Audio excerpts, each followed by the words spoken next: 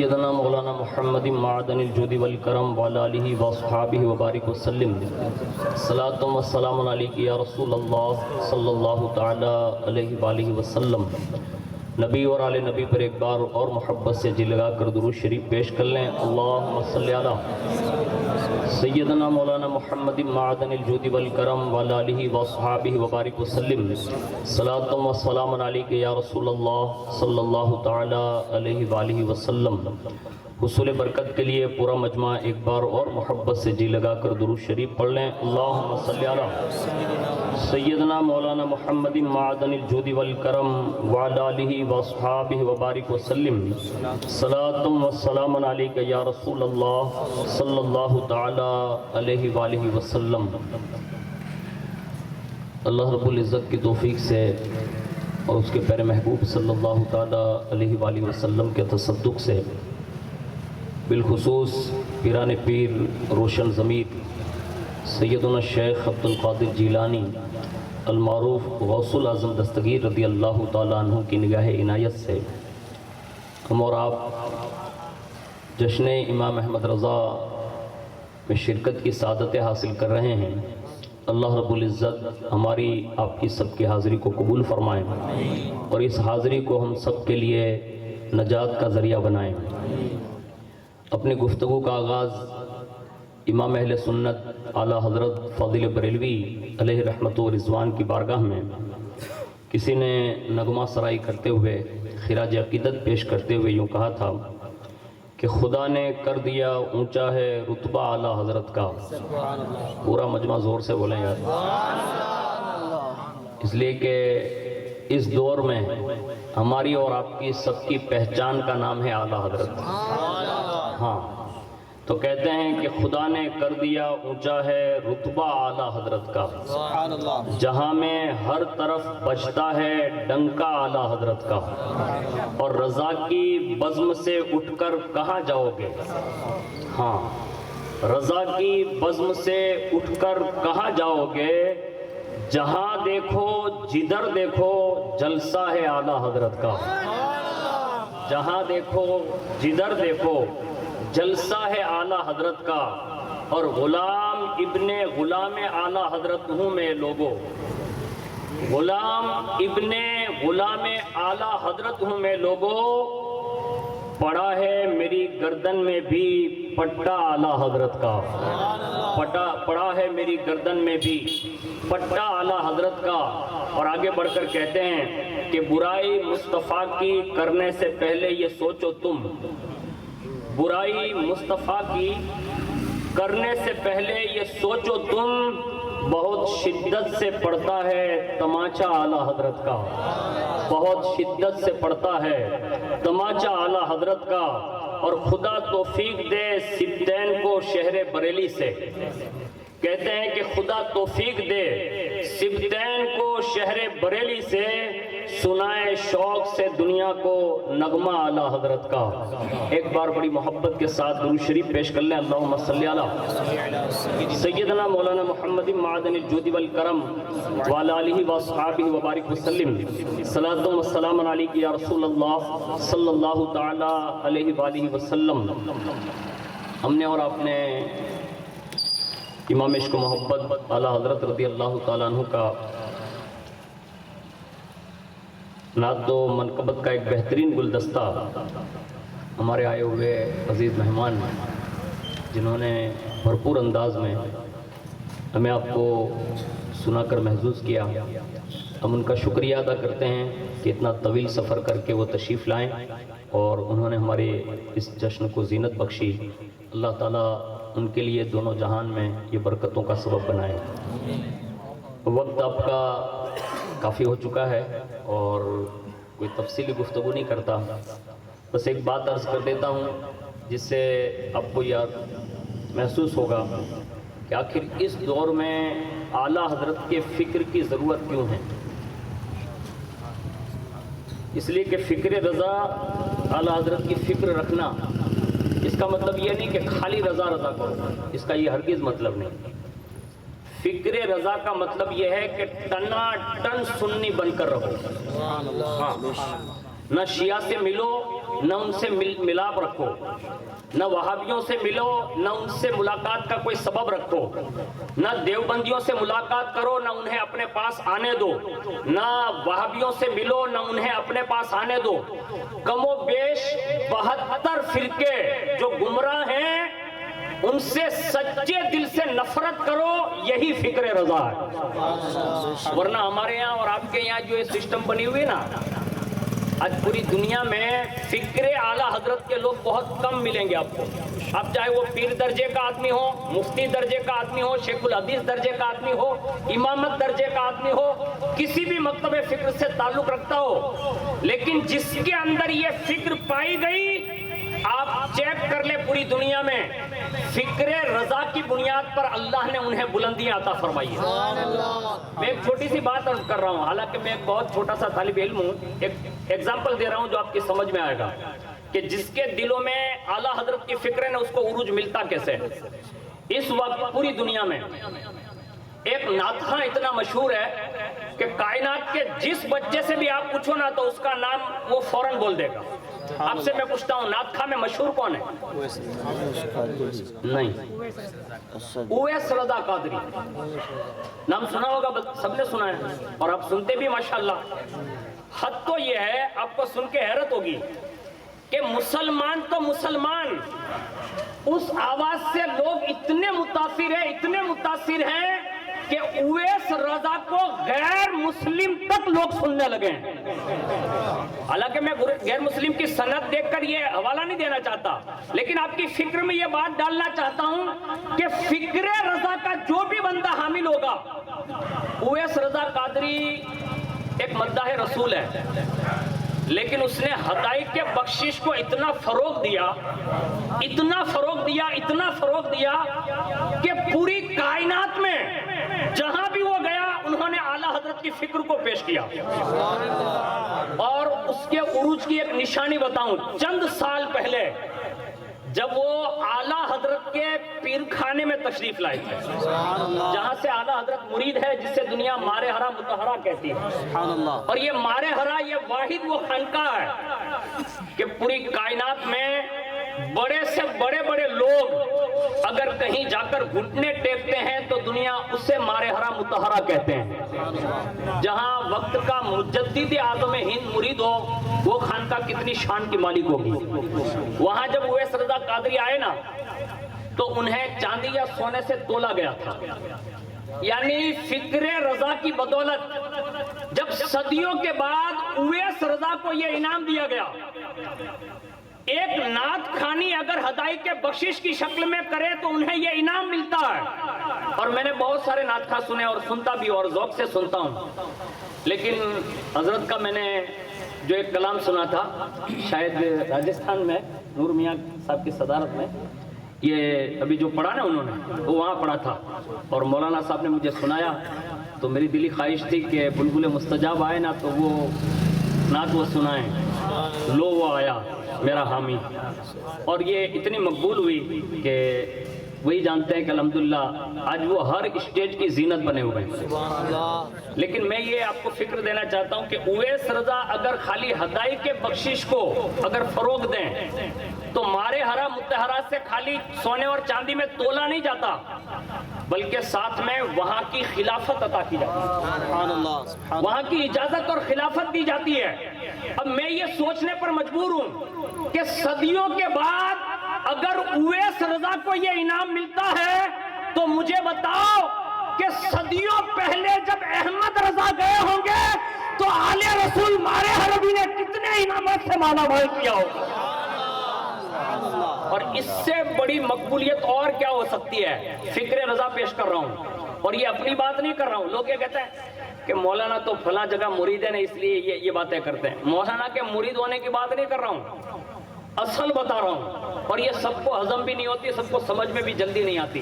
لیکن بات جو ہے نا وہ حقیقت یہی ہے۔ اعلیٰ حضرت کے پیر اس خانوادے سے تعلق رکھتے ہیں کہ جہاں بڑے بڑے لوگ آ کر ایسے سر نیاز جھکا کر کھڑے رہتے ہیں اور مؤدب کھڑے رہتے ہیں، جہاں گنبد میں کم و بیش 7 یا 9 کتب آرام فرما ہے، اس کتبوں کا صاحب سجادہ سید آل رسول مارہروی جیسی ذات جب اعلیٰ حضرت کو مرید کرتی ہیں اور مرید کرنے کے بعد خلافت و اجازت دیتی ہیں، وہاں کے ہی ایک صاحبزادے نے عرض کیا، کہا حضور یہاں جتنے بھی لوگ آئے نا بڑی دیر سے خلافتیں ملتی ہیں، مرید بہت دیر سے بنایا جاتا ہے، یہاں تو سامنے ہی 22 سالہ امام احمد رضا کو مرید بھی کیا اور ساتھ ساتھ میں اجازت اور خلافت کوئی ریاضت نہیں کروائی گئی۔ اللہ اکبر۔ اس وقت سید آل رسول مارہروی نے ایک بات کہی تھی، کہا جتنے بھی لوگ آتے ہیں نا ان کے دل میں زنگ ہوتا ہے، زنگ یعنی کاٹ ہوتا ہے، اور اس کو تھوڑا تھوڑا دھلنا پڑتا ہے تاکہ وہ آئینے کی طرح دل صاف ہو جائیں، لیکن جب احمد رضا آئے نا تو ان کا دل مجھے صاف نظر آیا، یعنی مثل آئینہ نظر آیا، اور اس کو صرف نسبت کی ضرورت تھی جو میں نے اسے جوائنٹ کر دی، اور اس کے بعد ایک آہ لی اور آہ کے ساتھ یہ بات برجستہ کہی، کہا مجھے ایک فکر تھی آج اللہ نے وہ فکر ٹال دی۔ اور لوگوں نے پوچھا کہ حضور وہ فکر کیا تھی؟ تو جو اس زمانے کے آل رسول ہیں وہ یہ فکر دیتے ہوئے کہتے ہیں کہ فکر یہ تھی کہ قیامت کے دن اگر اللہ مجھ سے پوچھتا کہ اے آل رسول بتا تو میرے لیے دنیا سے کیا لایا ہے، تو ایک فکر تھی، آج وہ فکر اللہ نے ختم کر دی، ٹال دی۔ کہا کیسے؟ کہا مولانا احمد رضا میرا مرید ہو گیا، اور اگر قیامت کے دن مجھ آل رسول سے اللہ پوچھے گا کہ آل رسول مارہروی تم کیا لائے ہو، تو کچھ پیش نہ کروں گا بلکہ بریلی کے امام احمد رضا کو پیش کر دوں گا۔ یہ اس زمانے کے اس بندے نے کہا ہے کہ جس کی جوتیاں سیدھی کرنے کے لیے عبد القادر بدایونی جیسے لوگ کھڑے ہو۔ ابھی عبد القادر بدایونی کو آپ اور ہم کیا جانیں، مولانا الطاف سے پوچھیں، مولانا اشرف صاحب سے پوچھیں، جہاں خانوادہ اشرفیہ کے اعلیٰ حضرت، اور سے خانوادہ اشرفیہ کے اعلیٰ حضرت وہ خود بھی بارگاہ آل رسول میں حاضری دیتے ہیں، اور وہیں سے وہ ساری امانتیں جو غوث پاک کی ہے نا وہ وہاں سے لے کر جاتے ہیں۔ وہاں کے صاحب سجادہ نے اعلیٰ حضرت رضی اللہ تعالیٰ عنہ کے حوالے سے یہ ہمیں فکر پیش کی، اور میرے پاس ایک کتاب ہے، میں نام دے دیتا ہوں، کبھی خرید لینا اس کو، اور ہو سکے تو کبھی اس کا نام یاد رہے تو کسی کو حوالہ بھی دے سکتے ہیں۔ اس کا نام ہی ہے مسلک اعلیٰ حضرت سلامت رہے۔ ہاں، ابھی 2-3 شہر میں میرا جانا ہوا تو میں نے وہاں ایک نعرہ لگایا، عشق و محبت، عشق و محبت، ایسے نہیں یار، زور سے، عشق و محبت، عشق و محبت، دونوں ہاتھوں کو لہرا کر، عشق و محبت، عشق و محبت۔ میں نے یہ صرف نعرہ لگایا، اب میں نے کوئی برا کیا تو چند احباب نے یہ کہا کہ آپ یہ نعرہ لگانا بند کر، یعنی ان کے دل و دماغ پر کیا ہوگا وہ اللہ بہتر جانتا ہے، لیکن میں آپ کو ایک بات عرض کر رہا ہوں کہ یہ کتاب جو ہے نا، یہ کتاب اس میں اعلیٰ حضرت کے زمانے کے تمام اکابرین، یعنی جو خانقاہ میں صاحب سجادہ اس زمانے میں اور پڑھے لکھے لوگ ہوتے تھے، ان کے حوالے سے یہ بات لکھی ہے کہ انہوں نے اپنے مریدین کو یہ لکھ کر دیا تھا کہ ہمارا سب کا مسلک مسلک اعلیٰ حضرت ہے، اور جو مسلک اعلیٰ حضرت سے ہٹ جائے گا تو فرمایا وہ اسی وقت ہمارے مریدین میں سے نکل جائے گا، اب وہ کوئی بھی ہوگا۔ اب ہمیں اور آپ کو یہ فکر لے کر جانی چاہیے، اور اعلیٰ حضرت خالی ایک کسی مولانا کا نام نہیں ہے، اعلیٰ حضرت اپنے زمانے کے قطب الارشاد کا نام ہے۔ الارشاد کس کو کہتے ہیں معلوم ہے؟ مجدد الفسانی فرماتے ہیں کہ جو مجدد ہوتا ہے وہ مرتبہ قطب الارشاد پر فائز ہوتا ہے، اور اس زمانے میں اس دور میں جتنے ولی ہوتے ہیں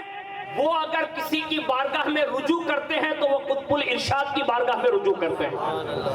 یہ منصب پر اعلیٰ حضرت فائز ہیں، اور معاذ اللہ بعض لوگ تو گالیاں دیتے ہیں، ہم ان کو گالیوں کا جواب گالیوں سے نہیں دیتے۔ فقیر برکاتی صرف ایک ہاتھ جوڑ کر عرضی کرتا ہے کہ کبھی اللہ توفیق دے تو اعلیٰ حضرت کو پڑھ کر ٹرائی کرنا۔ ہاں، پڑھنا بھی آسان نہیں ہے، اعلیٰ حضرت کو پڑھنے کے لیے بھی حضرت ہونا ضروری ہے کم از کم۔ ہاں، اور جو حضرت ہوگا نا وہ بھی بہت مشکل سے پڑھ پاتا ہے۔ میرے کو تو ذرا کچھ آتا جاتا نہیں ہے، کبھی پڑھتا ہوں نا تو شعر میں بھی ڈگمگا جاتا ہوں، یعنی لغت دیکھ کے دیکھنا پڑتا ہے کہ یہ شعر کا کیا مطلب ہوگا، کئی دن لگ جاتے کہ اس شعر کا مطلب کہاں سے نکالیں۔ اب جس کو الف کا بھالا نہیں آتا اور وہ کہتا ہے وہ تو خالی مولانا تھے، میں نے کہا بھائی تجھے نہیں پتا،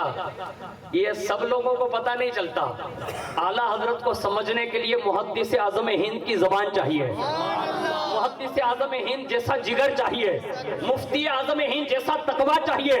صدر الشریعہ جیسا فقیہ اعظم ہونا ضروری ہے، حجت الاسلام ہونا ضروری ہے۔ اور اگر میں یہ کہہ دوں کہ اللہ کی عزت کی قسم اعلیٰ حضرت کو اپنے خاندان کی بنیاد پر نہیں بلکہ غوث اعظم کے فیضان کی بنیاد پر اللہ نے وہ مقبولیت دی ہے کہ جہاں جاؤ گے، جس نگر ڈگر کریا شہر ملک جہاں بھی جاؤ گے وہاں تمہیں مسلک اعلیٰ حضرت ہی نظر آئے گا۔ اور جس کو غوث اعظم یہ تحفہ دے دینا تو پھر وہ کوئی سے رکتا بھکتا نہیں ہے۔ اب ہم اور آپ تو ہو سکتا ہے زیادہ سے زیادہ کیا کروا سکتے ہیں، تھوڑے بہت علاقے سیپریٹ کر کے بند کروا سکتے ہیں، لیکن لوگوں کے دلوں پر کوئی قبضہ نہیں کر سکتا۔ میں ایک ایگزامپل دے رہا ہوں کہ اعلیٰ حضرت کہاں تک رسائی رکھتے ہیں، آپ اندازہ لگا لیں گے۔ اور یہ میرے پاس حوالے کے لیے کتاب ہے، کسی کو چاہیے تو، تجلیات امام احمد رضا، یہ کتاب کا نام دے رہا ہوں۔ اس کتاب میں یہ بات لکھی ہے کہ ایک زمانے کے سراج الفقہا جو قریب کے ملک میں رہتے تھے، اب جس کو سراج الفقہا کہا جاتا ہے نا، وہ ہمارے مولانا الطاف صاحب، مولانا اشرف صاحب اور ائمہ اور یہ علماء جانتے ہیں کہ وہ فقیہوں میں بھی چاند اور سورج کی مثل ہوتا ہے۔ اور اس زمانے میں دنیا میں جس کو سراج الفقہا کہا جاتا ہے نا، وہ الجامعۃ الاشرفیہ مبارک پور کے مفتی محمد نظام الدین رضوی صاحب کو کہا جاتا ہے۔ اب ان کی اہمیت جو ہے نا وہ صرف علماء کو پتہ ہوتی ہے، آپ لوگوں کا اس سے تعلق نہیں ہے، اس لیے آپ لوگ کو ان کی اہمیت معلوم نہیں ہوگی۔ حالانکہ بہت سنجیدہ قسم کے آدمی ہیں، میں نے کئی بار ان کی بارگاہ میں حاضری دی ہے اور میں خود دیکھنے گیا تھا ان کو۔ الجامعۃ الاشرفیہ میں جب حاضر ہوا تو کسی مسجد میں وہ تشریف فرما ہوتے تھے تو وہاں دیدار کے لیے گیا تھا، تو مجھے یوں ہوگا کہ جبہ کبا نے ہوگا، بڑا امامہ نے مطلب ٹھاٹ باٹ ہوگا، تو وہاں گیا نا تو ایک گلے میں سادہ سا رومال اور سادی سی ٹوپی، بیٹھے ہوئے چشمے لگا کے مسجد کے مصلی پر ایسے تشریف فرما تھے۔ میں نے کہا یہ مفتی صاحب ہے جن کو سراج الفقہا کہا جاتا ہے۔ اب میرے جیسے کم علم کو کیا سمجھ میں آیا کہ سراج الفقہا کسے کہتے ہیں، لیکن اس دور میں جتنے سیمینار ہوتے ہیں اس سیمینار میں اگر آخری حرف کسی کا ہوتا ہے نا تو دنیا اس سے سراج الفقہا مفتی نظام الدین رضوی کہتے ہیں۔ یہ بہت بڑی شان کے مالک ہے، کبھی اللہ توفیق دے تو کبھی انشاءاللہ آپ دیکھیں گے۔ لیکن ایک بات عرض کر دی میں نے ان کی مثال دے کر، اب اعلیٰ حضرت کے دور میں جو سراج الفقہا کہا جاتا ہو اب وہ کتنا بڑا ہو، اسے ایک اندازہ لگائیے۔ صرف اتنے بڑے عالم تھے وہ، کم نصیبی یہ تھی ان کی فی الحال جو اس وقت وہ تھے، قریب کے ملک میں رہتے تھے، وہ عقائد ان کے درست نہ تھے سراج الفقہا، یعنی کہے جاتے تھے سراج الفقہا استاد العلماء، لیکن عقیدہ درست نہیں تھا۔ اور جب یہ حالات تھے نا تو وہ خود اپنا بیان کرتے ہیں، کون؟ سراج الفقہا صاحب، کہا کہ بچپن سے جب سے میں دیوبندیت میں پڑھا تب سے لے کر مجھ پر ایک پابندی تھی،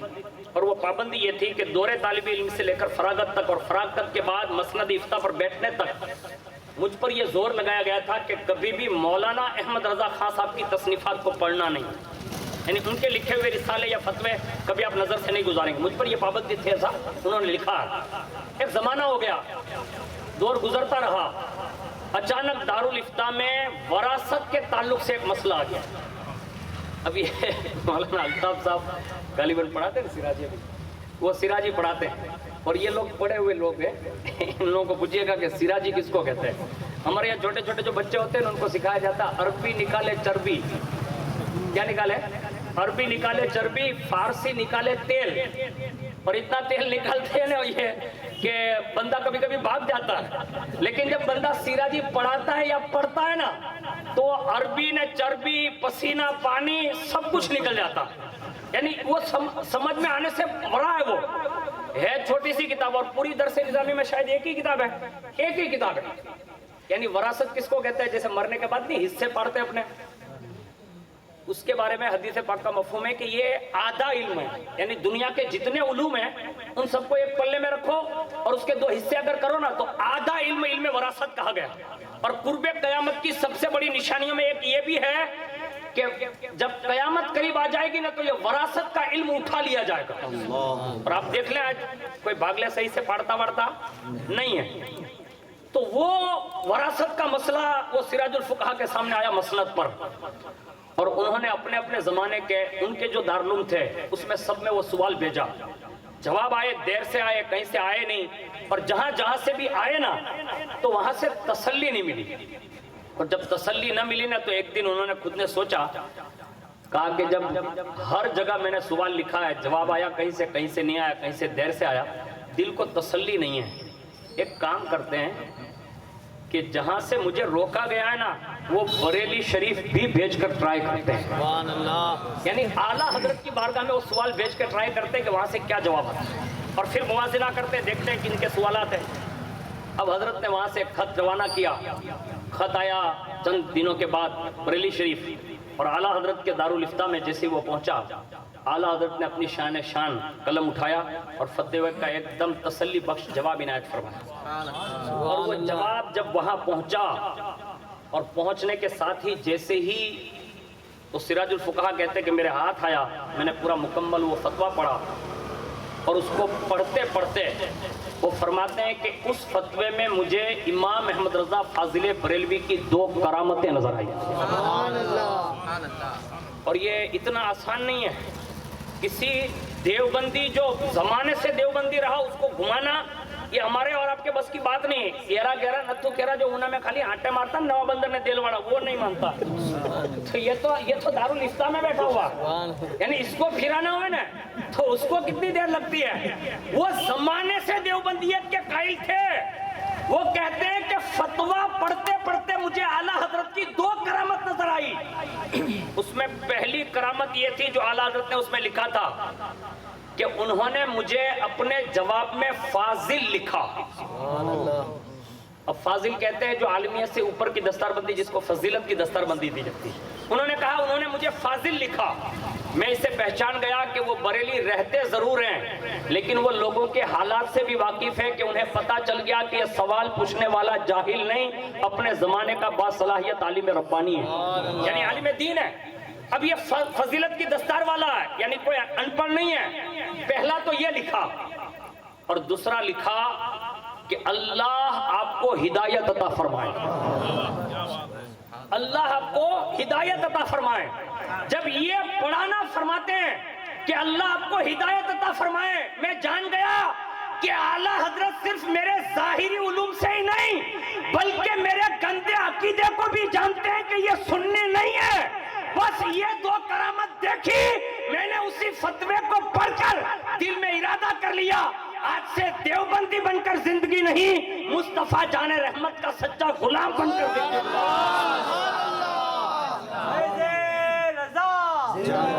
یہ اعلیٰ حضرت رضی اللہ تعالیٰ عنہ کا تصرف ہے،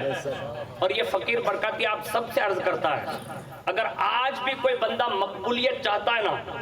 وہ خالی اعلیٰ حضرت رضی اللہ تعالیٰ عنہ کا کلام پڑھ کر خالی دیکھیں۔ ہاں اس وقت کی ایک بہت بڑی بزرگ شخصیت ہے، میں ان کا نام نہیں لیتا، بہت بڑی بزرگ شخصیت ہے اور اللہ نے انہیں بڑا نوازا ہے اور پورے گجرات پر ان کا بہت بڑا احسان ہے۔